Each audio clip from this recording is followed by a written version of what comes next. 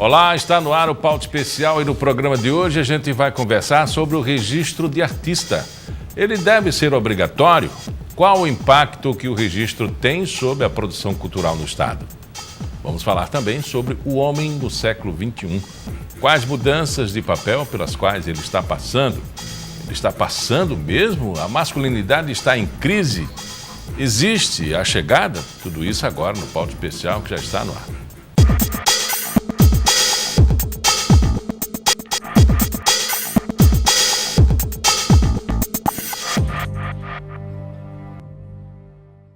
Há muitos anos no Brasil, o Sindicato dos Artistas vem lutando para garantir que as artes, sobretudo as artes cênicas, sejam exercidas por artista com formação acadêmica. Mas tramita no Supremo Tribunal Federal uma ação que questiona a obrigatoriedade de diploma ou de certificado de capacitação para o registro profissional no Ministério do Trabalho como condição para o exercício das profissões de artista e técnico em espetáculos de diversões. É sobre essa obrigatoriedade ou não de registro para o exercício do ofício de artista que nós conversamos a partir de agora com Vanessa Pimentel, professora de legislação da Escola Técnica de Artes ETA, da UFAL. Olha, Vanessa, eu fico bem à vontade porque a minha profissão também não tem reconhecimento mais, não precisa mais você frequentar a universidade ou ter talento, vocação, porque qualquer um é jornalista hoje. Já pensou? Exatamente. E agora nós vamos estamos agora sendo confrontados com o mesmo problema, né? Com o que ocorreu com o jornalismo, agora está ocorrendo também, não só com quem mexe com as artes cênicas, mas também com os músicos, né? A gente tem duas ADPFs aí, né? A arguição de descumprimento de preceito constitucional, preceito fundamental, e aí a gente tem a 183, que é de música, e a gente tem a 283, que é para os técnicos, atores, enfim, para todos, para os técnicos de artes cênicas, né, como um todo. E a gente sabe o quanto é importante formação, né? Quem Exato. tem talento, que nasce com talento e não tem formação, ele vai brigar muitos anos por essa formação intuitiva. Exato. Não é? Mas quem tem a oportunidade de ir para uma escola sabe como facilita os caminhos e o conhecimento técnico, até mesmo para improvisar muito bem, né? Até porque nós entendemos que as bases, essa ação, inclusive, é de 2013. Essa ação é de 2013 e foi dada entrada quando Carmen Lúcia era presidente. E aí agora ela volta à pauta, novamente, voltou à pauta, iria ser dia 26, mas a repercussão foi tamanha que o Supremo também já vem muito desgastado, obviamente, e aí a repercussão foi tamanha que ela retirou da pauta e sem previsão de retorno, mas porque houve um levante muito grande, porque o que está questionando aqui não é que as bases, né, o que se argui, né, a Procuradoria-Geral da República, ela entra com essa ação, com essa arguição, e aí o que se argui é que a lei, que é de 78, não teria sido recepcionada pela Constituição, porque a Constituição diz simplesmente que você tem a liberdade de expressão. Nós não estamos falando isso. A partir do momento que você desregulamenta uma profissão, são duas esferas diferentes, e aí, como burocratas e tecnicistas, por vezes, não se entende que não é isso que está se colocando. Qual é o risco que se está correndo e quem pode ficar prejudicado em última análise, o público também? Imagine que quando você desregulariza uma profissão, quando você retira, não é só a questão de ter conclusão ou não. Quer dizer, a questão é muito maior. A questão é quando você retira, como é esse profissional, a partir de agora, todas as leis que foram conseguidas, né, inclusive de garantias de direitos, você tem piso, não é? Você tem horas trabalhadas, cada um desses técnicos, eles têm regras que foram estabelecidas. Então, imagine que isso foi uma luta histórica, porque 1900, 1920, 1928, mais ou menos, é que começam a movimentação para essa regularização. E aí imagine que Bibi Ferreira, inclusive é uma luta histórica que ela encabeçou na época, que ela era chamada as atrizes eram chamadas de prostitutas, os atores vagabundos. Por quê? Porque não se via enquanto profissional. A partir do momento que ele está dentro do mercado de trabalho, isso influencia também no que a gente hoje está vendo que é a economia criativa, que movimenta 2,67% do PIB nacional. Então, a repercussão é muito maior. E quem é que lucra com isso? Quem lucra com isso é quem precisa, os donos dos entretenimentos, porque é a indústria que mais cresce, obviamente. E aí, a partir do momento que eu não tenho uma profissão que é regulamentada, né, ela é colocada no mesmo patamar, um patamar normal, então eu não preciso obedecer a piso, não preciso obedecer a horário. Então, determinadas... Preciso pagar hora extra. Exatamente. Então, tem algumas coisas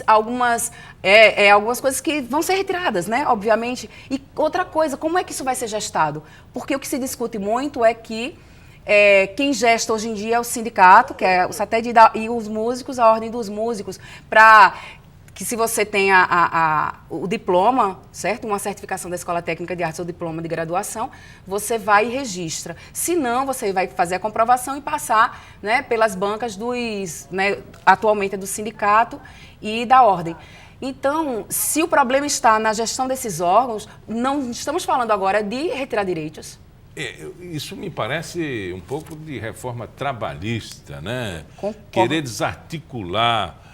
primeiro desarticular os sindicatos, os trabalhadores, Exato. Agora desarticulando também a categoria dos artistas, né, e músicos, enfim, parece a propósito, né? Inclusive porque é muito interessante quem tiver a oportunidade de ler as argumentações da Procuradoria-Geral da República. Ela diz que merece ser desregulamentada, entre outras coisas, porque interfere na liberdade de expressão. Novamente digo que não estamos falando nisso, porque eles colocam muito isso para que até a comunidade vá de encontro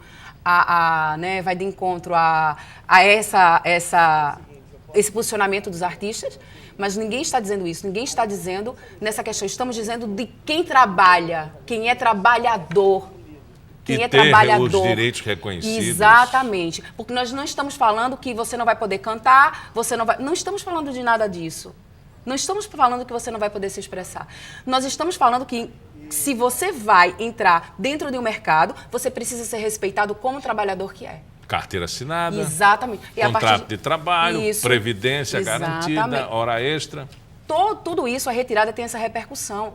Então, a quem voltar esta pauta ou a quem retirar serve? Para os artistas, com certeza, não serve.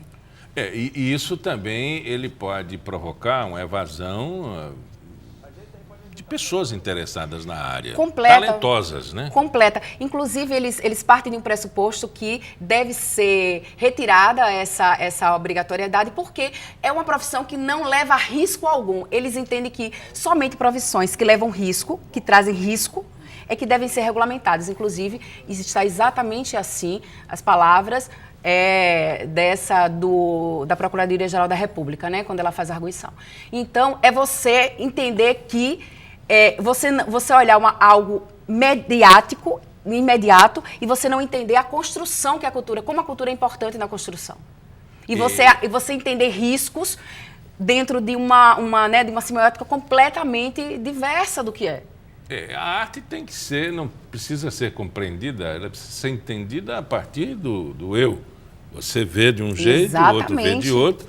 E é elemento de transformação e de crítica. Exatamente. Catarse, crítica. Exato. Eu acho que eles estão querendo atacar exatamente isso, porque senão acabava com a carreira de político. Porque Perfeito. não tem uma pessoa honesta nisso aí. Né? Vamos acabar com o discurso da televisão hegemônica, que é exercido com dominação. Isso sim, exatamente. Isso é um perigo para a sociedade. A atividade dos políticos é um prejuízo, a atividade hegemônica dos grandes conglomerados midiáticos e dominando a imprensa com seus discursos. Né? Mas os artistas são um perigo por quê? E, inclusive, voltou porque talvez até o Supremo, Carmen Lúcia, né, a ministra, não esperava, mas teve uma repercussão absurda. Concomitantemente hoje. Mas você fala assim, absurda. A repercussão absurda, negativa, de forma negativa ou não, absurda? De insurgência. O que é isso? Como assim você quer? Foi uma luta muito grande, né? É uma luta árdua durante muitos anos. Se você imaginar que é de 78 para cá, você vai ver que a cultura, inclusive, enquanto política, ela é muito recente. Nós sempre confundimos muito a questão de quando você é um profissional e quando você é um amador, porque a linha é muito tênue.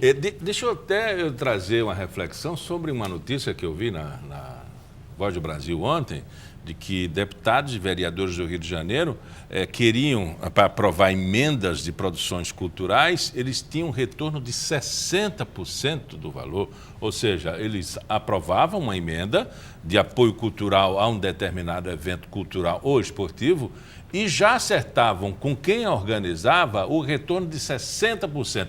Essa é uma atividade perigosa e não a do artista. Exatamente, exatamente. Veja o absurdo, né? E aí, o que acontece também? A partir do momento que você desregulamenta, você tem artistas que não são comprometidos também. Porque perpassa por isso também.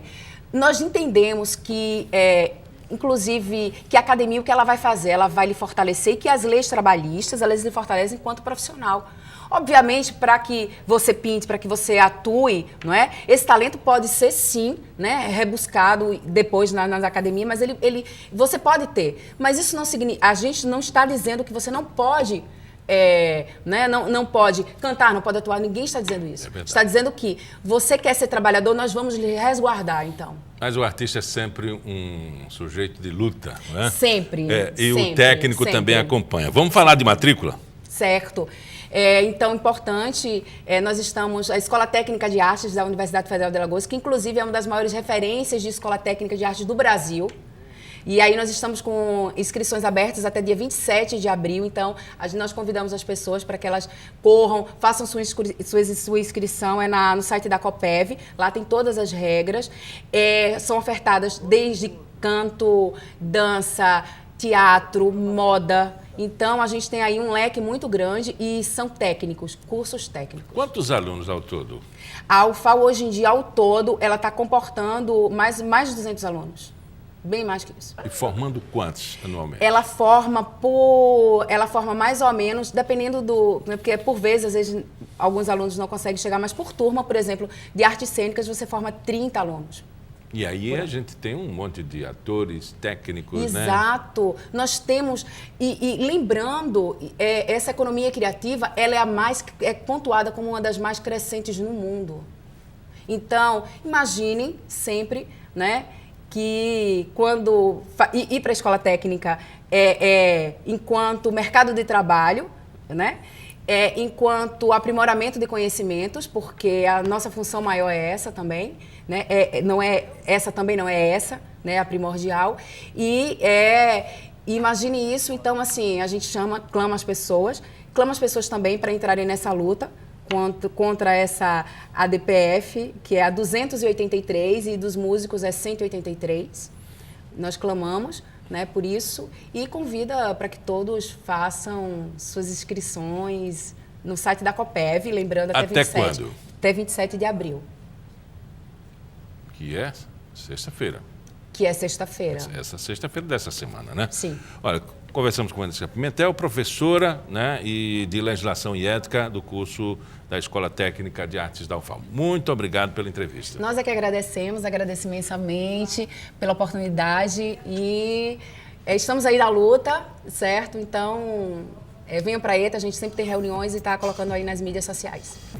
No próximo bloco a gente conversa sobre o papel do homem moderno no século XXI. Existe um novo homem surgindo? Daqui a pouco, não saia daí.